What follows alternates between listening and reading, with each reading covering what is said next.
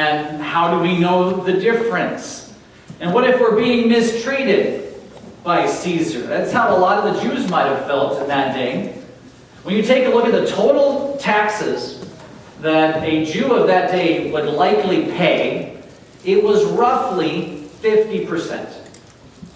Okay? And that's not all to Caesar. That's kind of like our system, where you have federal taxes and state taxes and local taxes, and they had something similar to that going on too. But still, 50%. And imagine being a Jew and knowing that a large percentage of those taxes are going to an occupying force who has occupied your country and guards you with spears and swords.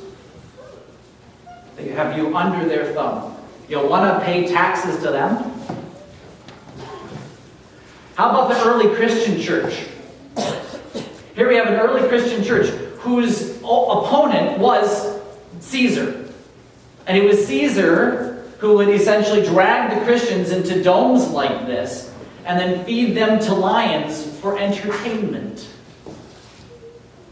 Imagine being a Christian and hearing Jesus say, no, give to Caesar what is Caesar's and to God what is God's.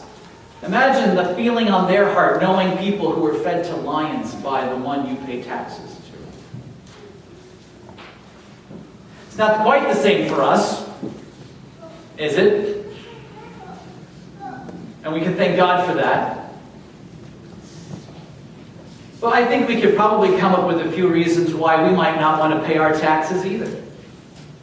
Maybe it's the way the two sides of this building get along.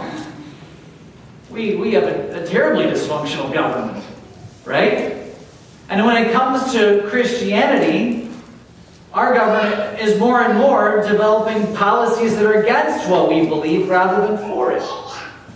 And so I can see people even today getting to the place where they're saying, well, maybe we shouldn't be paying taxes to our Caesar. Well, we've got to get a handle on this. Because we can't just go and say that what Jesus said is false. So we got to get a handle on this. We got to figure out what was going on in the situation and what Jesus is teaching to us. You see, in this situation, Jesus is placed into a trap. Okay? He's placed into a trap. The Pharisees have sent two distinctly different groups of people to approach Jesus. First, they send their own disciples. And these Pharisee disciples, I mean, they're there to kind of be a wolf in sheep's clothing in a sense, right?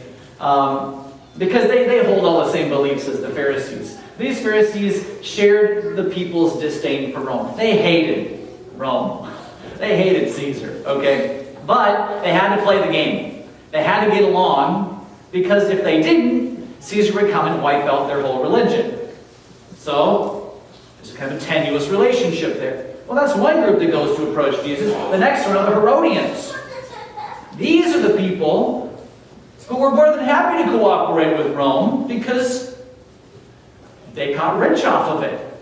Collect taxes, you can rule these lands, you can get rich off of Rome. You gotta play the game a different way, and suddenly you're rich. Alright, so they liked Rome. These two groups would not normally get along, you see.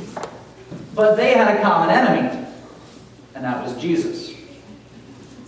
So Jesus is in a spot. What do you say? You got both of these groups, either side, and they come and they ask, what do you think? Should we pay taxes to Caesar or not? Jesus is stuck. What if he says yes? Go ahead, feed Caesar. Well, the Pharisees are going to say, look, Jesus endorses the policies of Caesar. He's no friend to the people. And the people could rise up against him. Perfect. That's exactly what the Pharisees want. Well, what if he turns around and says, no, we need to starve Caesar? The Herodians are going to look at that and say, oh, wow. You oppose the policies of Caesar. And looks like you're starting a rebellion here. You're telling the people not to pay taxes to Caesar. This man is a rebel and he needs to be eliminated. You see the spot Jesus is in? Can't say yes.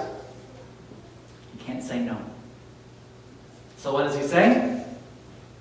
Give to Caesar what is Caesar's, and to God what is God's. Now, if you're anything like me, you get to Jesus' statement here, you raise an eyebrow, and you say, huh? What? How does that silence them? Because when Jesus says this, they're done. They have nothing else to say to Jesus. But didn't he just say to give to Caesar? Was he saying yes? Or was he saying no, to give to God? Or is he saying both? If he's saying both, how does that work? Do you see kind of the quandary here? Like, what are you saying, Jesus? The key that I found to this passage and so many other things that Jesus says is we got to find other places, especially in that gospel, where Jesus has taught us. You know, Jesus interprets Jesus first. And this is one of those places. Jesus has already taught us this lesson. It's just the application that we're looking at. And that lesson was taught to us in chapter 5. Jesus says, "You have heard that it was said, an eye for an eye, and a tooth for a tooth. But I say to you, do not resist the one who is evil. If anyone slaps you on the right cheek, turn to him the other also." Remember, that's a backhanded slap. It's a right hand to a right cheek. It's a backhanded slap. It has nothing to do with violence. It has everything to do with insult. That was one of the greatest insults of their day. So essentially what Jesus is saying is, if somebody insults you, hurts your pride, you stand right there and be ready to take it again. The second one, if anyone would sue you and take your tunic, let him have your cloak as well. The tunic was the undergarment, sort of the regular clothes. The cloak was the larger item, and it was the more valuable item. It was the item that you really wanted if you were traveling and you got to a cold night in the desert. You want to have that cloak along. So the cloak is the more valuable thing. If someone sues you to take your garment, which you probably have more than one of, give them your cloak, the thing you only have one of. If anybody forces you to go 1 mile, go with him 2 miles. This is something that the Roman soldiers could do.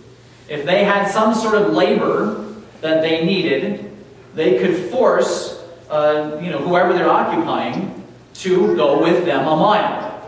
They were legally able to do that. And then they would release you.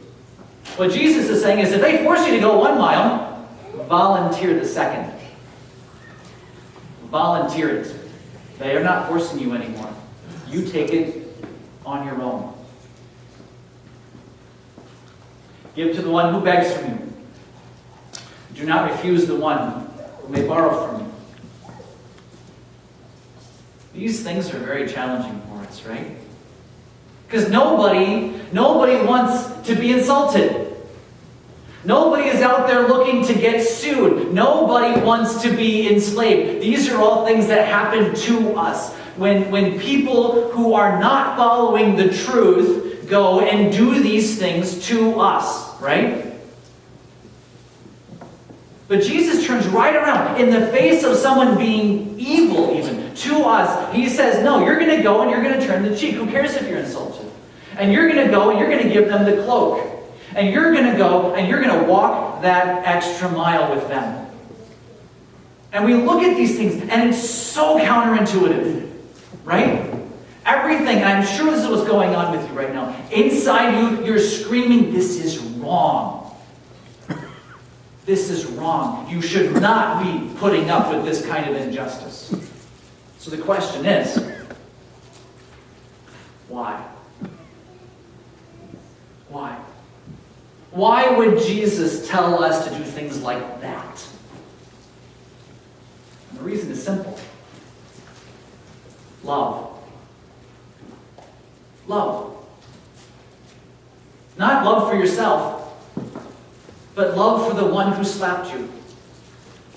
Love for the one who sued you. Love for the soldier who took you away from whatever you were doing and dropped you off a mile away. Why? Because it's injustice. Because you actually have compassion for other people. You're not just looking out for yourself, but you're thinking about the person. What's going on in that person's life that would cause them to insult me? How can I love that person? You can't love them if you ran away. You're not going to love them if you're fighting. But you are going to love them if you're standing there after you take it on the right cheek and ready to take it on the left, because you're there to love them, not yourself. Same thing goes for the Sioux. Sioux everybody. We're Sioux happy in our country, right? Give them the cloak. Here. If it's so important for you to have my tunic, here, take it. I don't need it. God will give me another one. Let me love you rather than fight back at you. Same thing goes for the soldier. Imagine that soldier trying to get people to serve, and to go that extra mile, and all the people complaining. What happens when that person goes the second mile for him? What does he think of you now? Do you think if you were to love that person, you might get a response? What Jesus is teaching us is radical. And yet, it's exactly right down the middle of what we believe as Christians. This is grace. This is what Luther discovered. This is grace. But you see, this is the grace we give to others in response to the grace God gives to us. Because we don't deserve anything that God gives to us. We're the one who's insulting. We're the one who's suing. We're the one who's enslaving. And yet, what does God do for us? Does He fight us? Does He run away from us? No. He loves us. He loves us, even though we don't deserve it. Well, if that's the greatest characteristic of God, should we not embody that in ourselves? Should we not give to people who don't deserve it and love them even though they're the worst of people? This is what Jesus is showing us. He's showing us Himself so that we can show Him to others. And when we've got this, then we know what He's talking about here. We get it then. Give to Caesar what is Caesar's, and to God what is God's. Let's break this out a little bit then. Okay, let's take a look at God in this equation. Okay, God is a part of it. We're going to give to God what is God's, right? So who is God and what belongs to Him? Well, we talked about this last week, right? Everything belongs to Him. Even the things that we think belong to us belong to God. They're not ours. They're given to us for stewardship and then to be used for His purposes, right? So everything, absolutely everything belongs to Him, and anything that we have around us that we could use is provided by His grace. The food that we eat, the clothes that we wear, the house that we live in, the car that we drive, all of these things are given to us by God's grace. The next one's important. If God is the one who is in charge, then we are all accountable to Him. We are all answerable to Him. That's why Jesus had to come. Because all of humanity is answerable to the one who made it. That's why Jesus had to come and die in our place, so that our answer wouldn't be, look at my bad life. My answer is, look at Jesus. He took my sin. I'm clean. I'm forgiven. We're all answerable to God. Everybody is. And we receive this grace, and yet look at what we're tempted by. We are all tempted by power, prestige, possession. We are tempted by the power of mammon in this world, okay? And Jesus tells us, resist that. Resist the power of fighting back. Resist the power of even running away. Resist the desire to be big and influential or have so much. This is the God part of the equation. Very important. Let's take a look at Caesar. Caesar's going to play a different tune here. You see, because Caesar demands a percentage of what we have. Right? Caesar comes and says, you pay, or else. Right? That's what Caesar does. Well, whose money is it? Is he demanding money of us? Or is he demanding money of God? If we see the things that we have as belonging to God, what has Caesar just taken? He has taken God's resources to use them. So he has assumed stewardship of God's resources, not yours. It doesn't belong to you. It belongs to God. So when Caesar takes God's things, he has assumed stewardship for God's things, which also means he is answerable to God for how he uses it. He is not answerable to you. It wasn't your money to start with. He is answerable to the Almighty God because he has assumed stewardship for God's resources. Here's the problem. Often, you collect all this money, you get these positions of power, you have all of this influence, and it gets to his head. And Caesar loves mammon. We see it time and time again throughout history. Caesar loves mammon. You get all of this money and power and possessions and prestige and all of these things, right?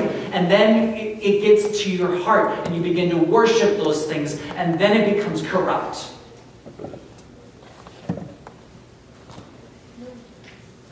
But Caesar is answerable to God because it's his resources. It's God's resources that Caesar abuses, not ours.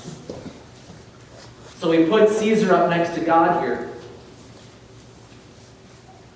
And there are some passages of Scripture we need to look at again. One that I haven't mentioned, but certainly may be on your mind by now. Judge not, or you will be judged. We've been the recipients of God's grace. Shall we not extend that to Caesar? How about this one? Ever been insulted by the government? If you're a Christian, the answer is yes. All right? What do? Fight? Run away? Or turn the other cheek? How about this? All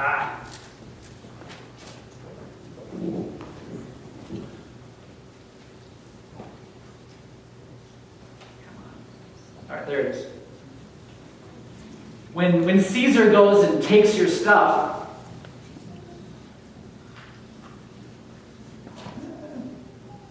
I'm having problems.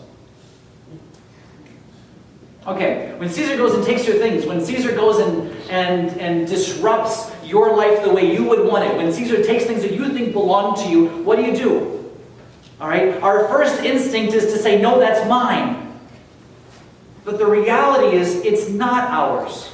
We give to him our cloak. We give to him the extra mile. And I know this is crazy for us to think about, but this is absolutely what God calls for us to do. We are to love our enemies. And even if Caesar were to become our arch enemy as Christians, we are called to love him and to pray for him. To pray for him because we have compassion on those people. I wonder, do we pray for the people who absolutely disagree with us 100% in Washington? Do we? Or do in our hearts we really, really hope they get kicked out of office? Is that what Jesus calls for us to do?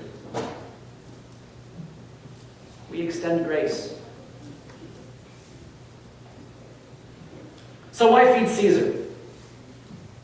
Here's some thoughts. God feeds us. God is the one who has given us grace. God gives us beyond what we deserve. Therefore, we turn it right around. And yes, it's true. We feed Caesar. We are going to give him those taxes. But not just that. We're going to walk the extra mile. Because we don't just have money for Caesar. God has given us everything in this life to make a difference, to feed the world with truth. If we fight, or if we flee, that's judgment. But it's not our place to judge. God will be the judge. Now, we can certainly be a witness to truth, right? That's what we're trying to do. We want to be there for Caesar to say, here's the right way. If you've gone astray, Caesar, then this is the truth. But it's not our job to be the judge. Let God be the judge. We are the witnesses. We submit so that we can love. We submit to those who Caesar hurts in this world. Whenever there's corruption, there are people going to fall through the cracks. Whenever there's corruption, there are people that the government's going to end up hurting, right? It always happens. It's happened all throughout history. Our job is not to go and point fingers at Caesar, but to get our hands and feet dirty and for those people whom Caesar is hurting or forgetting. That's the extra mile. That's giving the cloak. That's turning the cheek. And yes, we even love him. We love Caesar. Why? Because he will have to stand before God and be accountable for what he's done with God's resources. And wouldn't it be great? Wouldn't it be great if he could stand there and say, I'm dealing in a sinful world, but I did my best. And I thank you for sending your people to show me love. Right? That's grace. It's the same grace God has shown to us. It's just turned around now. We get to show it to others. And so, Jesus stumped them all. Right? He's not in agreement with Caesar's policies. But he's also not rebelling either. He found that middle ground. And the middle ground is grace. The middle ground is love. The middle ground is the kingdom of heaven.